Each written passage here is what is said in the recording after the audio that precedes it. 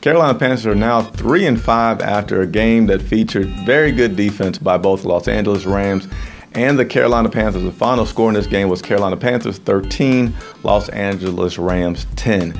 This game featured an early touchdown, which little did we know would end up being the only touchdown of this game when Cam Newton connected with Greg Olsen on a 9-yard touchdown to make it 7-0. Little did we know that would be the only touchdown in this game.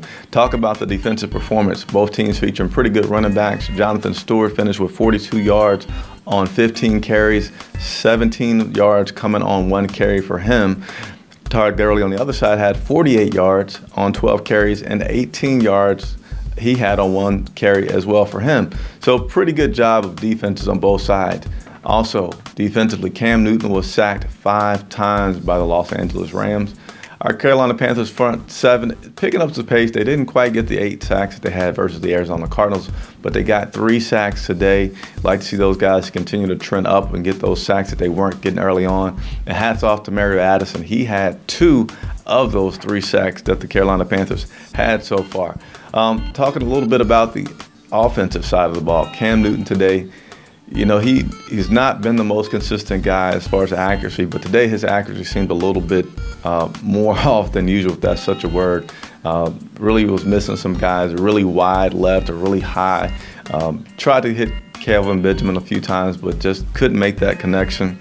But moving on to that second half, no score in the third quarter. Both teams picked up the scoring in that fourth quarter, which made this an interesting nail-biter toward the end of that game there. And fortunately for the Carolina Panthers, the Los Angeles Rams did drop a touchdown pass and got 3 points, and that really was the difference in this game. Graham Gano also continued to have a game or a season that's not typical of Graham Gano, missing a field goal. He was 2 for 3 on field goals today.